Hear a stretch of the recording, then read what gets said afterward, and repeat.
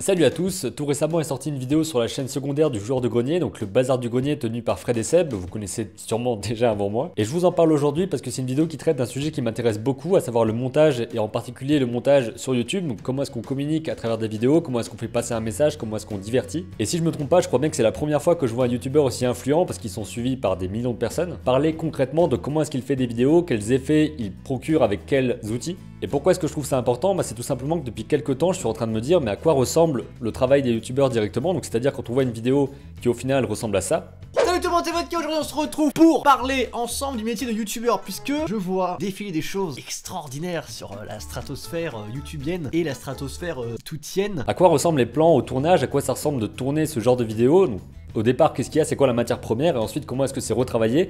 Et ça, on n'y a pas accès d'habitude. Et en l'occurrence, cette vidéo-là où il montre comment est-ce qu'il procède a fait près de 150 000 vues en moins de 24 heures. Donc c'est vous dire l'impact qu'il a et la puissance de frappe qu'il a avec sa chaîne. Ça me plaît beaucoup parce qu'il y a beaucoup de personnes qui vont pouvoir comprendre comment marche le montage et surtout pouvoir identifier les astuces de montage et surtout les différents types de montage. Parce que globalement, ce qui montre ici, c'est un montage qui est vraiment très spécifique, un montage très cut, un montage surrythmé, un montage où ça bouge de partout, tout le temps. Parce que le but, c'est pas forcément de capter l'attention avec un message précis ou quelque chose à dire, c'est plutôt de divertir pendant un certain temps, et il n'y a rien de mal là-dedans de toute façon. Et j'ai envie de vous faire capter un petit peu l'importance du montage, l'importance de l'intention qu'on a en faisant un montage, en manipulant des images, de la musique, des sons pour créer un effet. Et surtout vous faire remarquer tout ça dans ce que vous regardez, que ce soit dans les vidéos sur YouTube, dans les films, dans les reportages, partout. Mais là on est sur YouTube et je sais que pas mal d'entre vous regardent beaucoup de vidéastes différents, donc l'idée c'est d'observer ce qui se passe à l'intérieur des vidéos et de voir comment chacun procède pour capter votre attention ou pas, des fois ça marche pas. Que ce soit à travers la récurrence des décors, la récurrence des expressions, le fait de créer une empathie par certains moyens, comme par exemple en racontant sa vie ou ce genre de choses. Donc là on sort un petit peu du montage, on parle plutôt du sujet. Mais dans le montage en lui-même, il y a plein de tics, il y a plein de petites choses qui vont faire en sorte que vous soyez accroché. Et je vous invite à vraiment observer ce qui se passe, à vraiment vous demander pourquoi est-ce que vous aimez telle vidéo, pourquoi est-ce que vous êtes accroché par telle autre. J'ai vraiment l'impression qu'on n'a pas d'éducation au montage, qu'on est abreuvé d'images en permanence et qu'on n'essaye pas, ou en tout cas on nous donne pas forcément les clés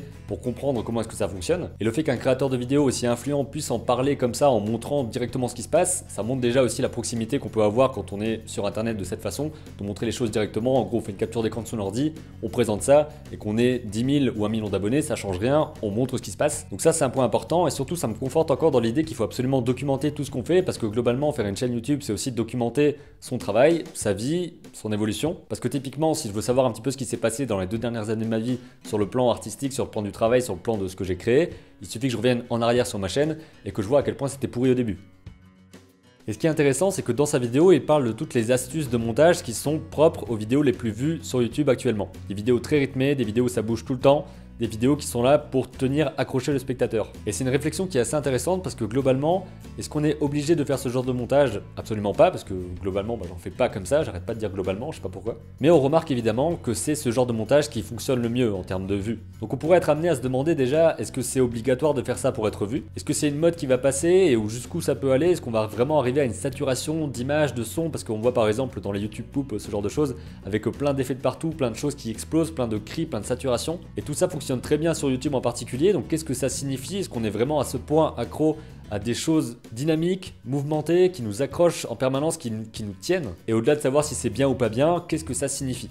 À mon avis, ça on le voit pas assez, et je me dis que si d'autres personnes pouvaient mettre ça en place pour montrer comment est-ce que ça fonctionne, parce que globalement Fred il dit que c'est encore lui qui fait ses montages, dans beaucoup de cas ce ne sont plus les gens que vous voyez à l'écran qui font le montage, c'est 2 métiers différents, c'est pas grave, mais en tout cas, je préfère souvent voir quelqu'un qui va faire lui-même le tournage, le montage, tout ce qui accompagne sa vidéo, parce que j'aurais l'impression d'avoir une sorte de projet plus personnalisé, d'avoir une sorte d'œuvre unique, faite par quelqu'un pour quelqu'un d'autre. C'est aussi pour ça que je viens ici, c'est pour voir des gens qui me parlent d'un truc qui leur plaît, ou qui me montrent un truc qui leur plaît, etc. Et dans leurs vidéos, j'ai l'impression que l'équipe du joueur de grenier a toujours gardé cette sorte d'authenticité, je sais pas si c'est le bon terme, mais en tout cas un truc fait maison qui va à un tel point qu'on peut même juste voir le créateur de la vidéo en train de nous montrer comment il l'a fait. Dites-moi en commentaire si ça vous intéresse ce genre de sujet, si vous voulez qu'on parle de montage, que ce soit sur le plan technique, donc comment est-ce qu'on fait du montage, ou sur le plan plus de la réflexion de qu'est-ce qu'on peut faire dire à une image. Je pensais déjà depuis pas mal de temps à faire des vidéos comme ça sur le montage, en analysant différents types de montage par différents types de créateurs de vidéos, parce que personnellement j'aimerais beaucoup voir la façon dont travaillent ces personnes-là, comment est-ce que ça se passe au tournage, au montage, avoir vraiment une sorte de vue complète, de processus de travail pour arriver à ces vidéos-là. Je vous dis à très bientôt pour une prochaine vidéo, et d'ici là comme d'habitude, créez vos images et racontez vos histoires.